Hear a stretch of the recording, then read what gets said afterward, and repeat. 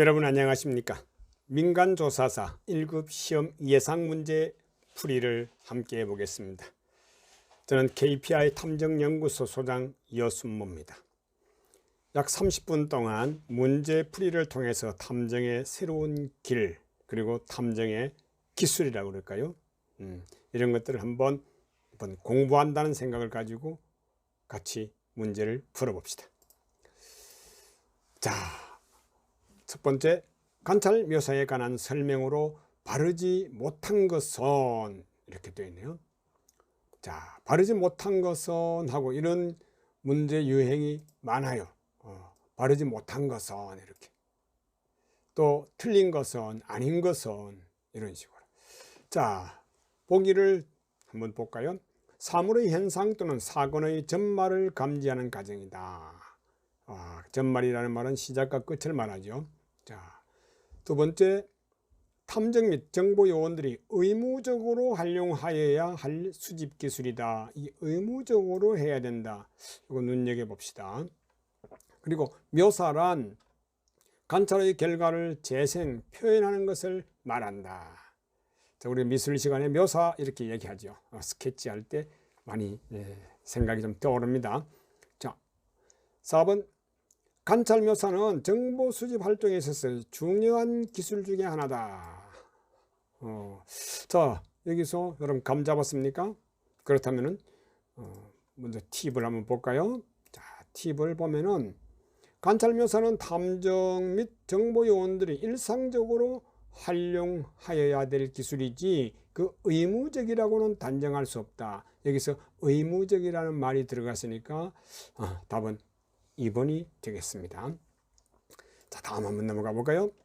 다음 중 고유 식별 정보가 아닌 것은 고유 식별 정보. 자, 우리가 주민등록번호, 외국인 등록번호, 국가기술자격번호, 운전면허번호, 우리 주민등록 대신에 운전면허번호, 면허증을 대신 활용하기도 했죠. 동사무소라든지 행정관서에 가게 되면은 자기 신분 확인할 때 이것은 우리가 많이 읽어 있습니다. 생활 속에서. 자, 외국인의 등록번호, 외국인을 어떻게 식별할까 하는 것이죠. 자, 여기에서 감이 좀 잡히죠? 그렇다면 팁을 한번 보겠습니다. 자, 고유 식별번호는 주민등록번호, 여권번호, 운전면허번호, 그리고 외국인 등록번호가 있는데 국가기술자격번호는 아니다는 결론이 나오죠. 자, 알아두시고요. 다음, 평소에 예사로운 속에서 특별함을 찾을 수 있는 관심의 습관화도 탐정의 자질 중 하나이다.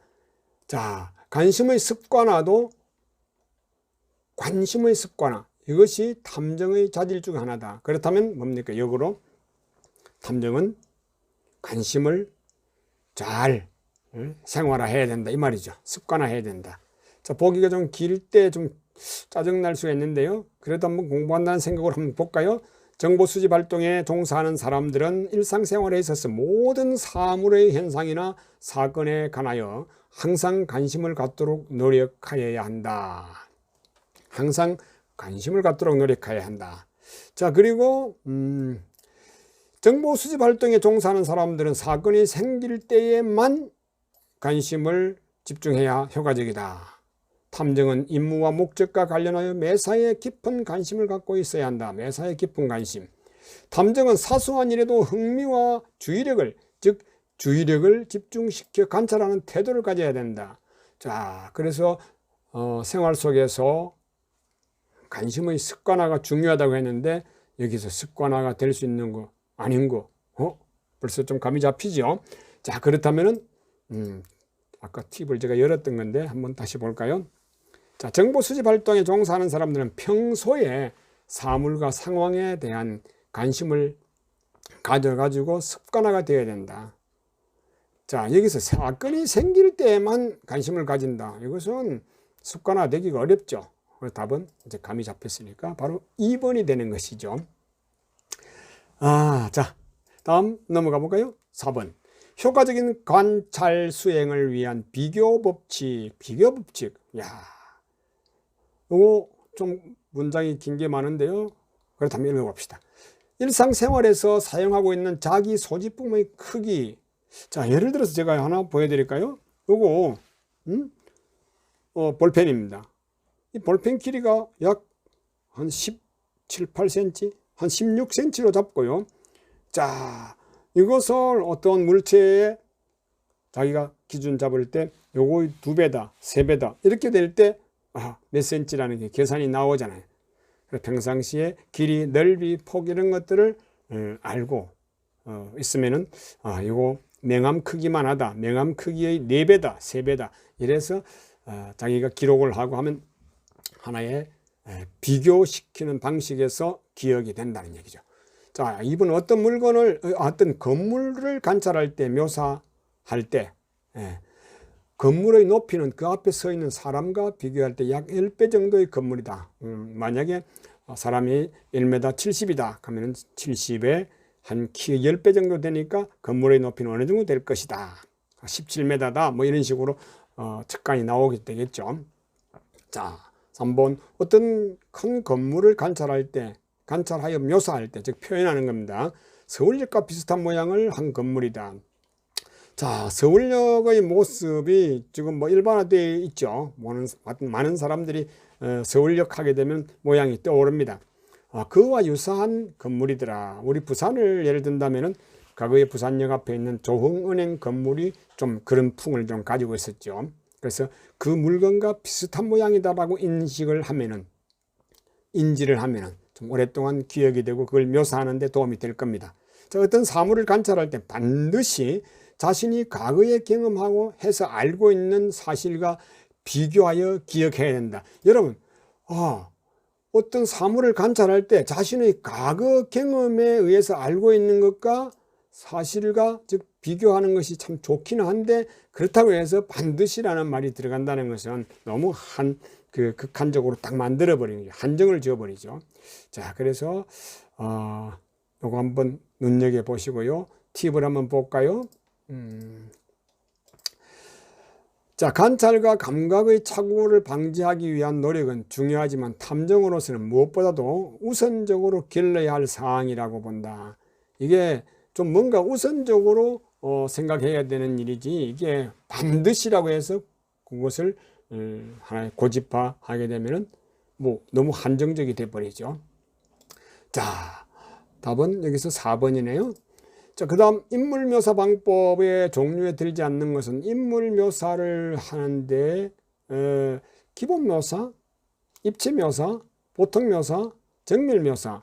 자, 인물 묘사를 할 때는 어떻게 스케치, 즉 표현을 할 수 있을까? 팁을 볼까요?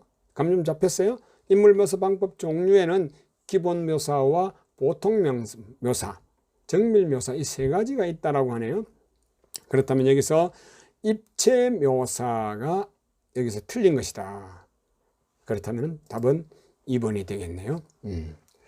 자, 6번에서 관찰 묘사 시 고려상으로 대상에 대한 사전 지식을 가져야 하는데 다음 사전 지식 사항에 들지 않는 것. 관찰 묘사를 할 때 미리 알아야 된다는, 알아두는 것이 좋다는 얘기죠. 자, 대상에 대한 배경 정보를 알기 위해서 행정관서에 가서 각종 증명서를 미리 발급받는다. 자, 여기 좀 뭔가 냄새가 나죠. 증명서를 미리 발급받는다. 아무나도 가서 발급받을 수 있습니까? 여기 퀘션을 하나 만들어 놔놓고요.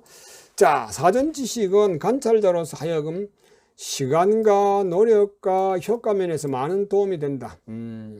대상에 대한 내용은 물론 주위 환경까지도 알아두는 것이 좋다. 다음, 사전에 조사하여 충분한 지식을 갖도록 노력해야 된다. 그래서 여기서 관찰 묘사에서 사전 지식이라고 했는데 이것을 여기서 설명해 준 것들을 보면은 감이 좀 잡히죠. 사전에 조사하여 이런 말은 다 사전 지식이 되는데요. 자, 팁을 한번 볼까요? 자, 제가 정리한 팁으로 보면은요, 대상에 대한 배경 정보는 관찰자로 하여금 시간, 노력, 효과 면에서 많은 도움이 됩니다. 또 대상에 대한 내용은 물론 주위 환경까지도 사전 조사하여 충분히 지식을 갖도록 하는 것에 노력해야 되겠죠. 여기서 앞서서 말씀드렸듯이 증명서를 미리 발급받는다는 것은 이거는 현실적으로 맞지가 않습니다. 그 답은 1번이 되겠네요. 자, 7번. 다음은 가장의 분류의 장기적 가장을 설명한 것이다.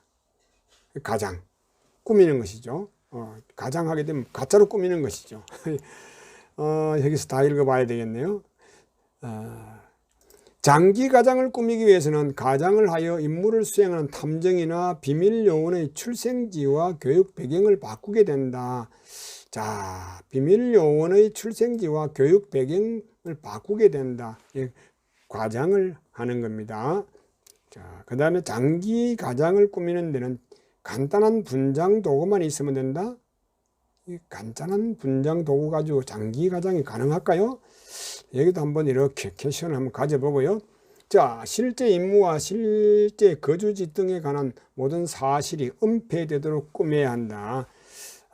가장 스토리의 내용뿐만 아니라 행동, 대화 등도 누가 봐도 진짜처럼 보여야 하며 가장된 사소한 내용이라 하더라도 가장된 자는 모두 일관성이 있게끔 기억해야 된다.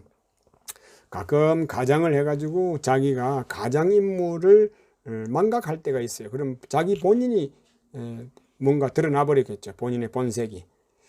자, 여기에서 또 역시 팁을 한번 보면요.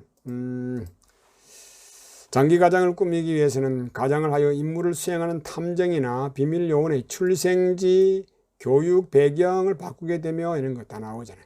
그래서 모든 사실이 은폐되도록 꾸며져야 되는데 여기에서 간단한 분장 도구만 가지고 있으면 된다 했는데 이런 것은 도구만 뭐뭐로만 이런 것은 너무 딱 한정을 지어버리기 때문에 본질을 흐려지게 할 수 있습니다. 그래서 장기 가장을 꾸미는 데는 간단한 분장 도구만 가지고는 안 됩니다.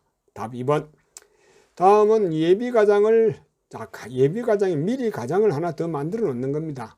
혹시 본 가장 임무 중에 뭐가 잘못됐을 때 다시 가장을 빨리 바꿀 수 있도록 하는 겁니다. 여기 옳지 않은 것은 때로는 비밀 요원이나 탐정이 이미 설정된 가장 속의 직업을 더 이상 사용할 수 없는 경우, 조금 전에 제가 말씀드렸죠.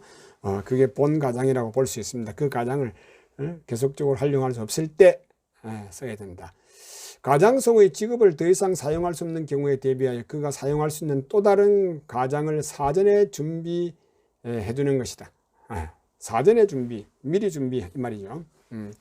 자, 예를 들면 어떤 비밀 요원이 장기 가장으로 신문사 해외 특파원으로 있었는데 갑자기 주재국 정부에서 외신 기자들에게 기사들을 즉 그들에게 본사를 더 이상 보내지 못하게 해버립니다. 그럼 계속 그 업무를 할 수가 없잖아요. 이런 경우에 그 비밀 요원은 자기 나라에서 파견된 무역 상사 지점장으로 곧 취직이 되어 활동할 수 있는 예비 가장을 사전에 준비해야 됩니다. 자, 여기서 예비 가장으로 설명을 옳지 않은 것을 얘기했는데 여기 아주 잘 설명을 해줬다는 것을 제가 강조하는 겁니다. 자, 4번. 탐정은 정기적 또는 주기적으로 자기 가장의 직무를 교체해야 된다. 사실은 이 정기적으로 주기적으로 한다라고 하는 것은 탐정으로서는 이게 있을 수가 없죠. 상황이 언제 어떻게 일어날지 모르니까. 여기도 여러분 퀘션으로 한번 두고 팁을 한번 볼까요? 자, 예비 가장이란 탐정이나 비밀 요원이 이미 설정된 가장 속의 직업을 더 이상 사용할 수 없는 경우에 대비해서 미리 만들어 놓는 것을 말한다. 여기 다 읽어보신 바와 마찬가지로 그런데 답은 뭡니까? 틀린 것이니까, 옳지 않은 것이니까 정기적 또는 주기적으로 자기 가장을 꾸며서 직무를 교체해야 한다. 이것은 틀린 답이다. 자, 9번. 탐정은 가장과 변장술에 뛰어나야 합니다. 다음 중 탐정의 변장에 관한 설명으로 알맞지 않은 것. 자, 보기가 이렇게 길게 되면은 시험에서 좀 짜증스럽죠. 하지만 이 내용을 이해하기 위해서 한번 오늘은 읽어보는 겁니다. 같이. 자, 알맞지 않는 것입니다. 알맞지 않는 것. 자, 오늘은 깔끔한 신사 차림으로 하다가 내일은 기름때 묻은 노동복으로 전형적인 공장 엔지니어로도 변신할 수 있어야 된다. 변장술. 자, 탐정은 단순한 가장만이 요구되며 그 가장 속의 인물을 흉내내는 것이다. 자, 단순한 가장만이 요구되며 라고 했을 때 이거 단순한 가장만이라는 이런 것이 들어가면 한정이 돼버리죠. 자, 그리고 탐정과 같은 정보 수집 활동을 하는 사람들은 단순히 가장만이 요구되는 것이 아니라 앞에 하고 좀 이렇게 좀 배치되네, 그죠? 단순히 가장만이 요구되는 것이 아니라 그 가장 속에 파묻혀서 활동할 줄 아는, 즉 활동할 줄 아는 기술이 요구되기 때문에 천의 얼굴을 가져야 된다. 이런 얼굴 저런 얼굴을 다 가져야 된다 이 말이죠. 특히 위험한 상황에서도 용감하고 침착한 태도로 대처할 수 있는 임기응변 능력도 필요하고 급히 변장할 줄도 알고 또 그런 훌륭한 배우처럼 하면 더 좋다 이런 뜻이 되겠네요. 그럼 좀 감이 좀 잡혔습니까? 앞서서 제가 말씀을 드렸던 가장만이 요구된다. 단순한 가장만이 되는 게 아닙니다. 장기 가장이라고 하는 것은 제법 오랫동안 활동을 해야 되기 때문에. 자, 여기서 팁을 보게 되면요.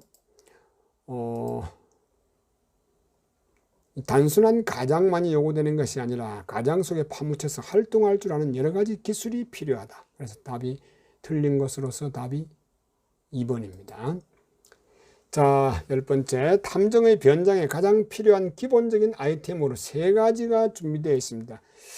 이것은 뭐 수차례 말씀을 드렸는데요. 대체로 탐정들은 오늘 3가지 정도의 기본을 딱 갖춰야 된다. 그 기본에 들지 않는 것이 무엇일까? 아하, 바로 감 잡았죠. 되게 안경과 겉옷과 모자는 필연적으로 이게 하나의 필수품이라고 그럴까요? 그렇게 보고 있더라고요. 자, 그래서 뭐 팁을 보나마나 답은 나왔는데요.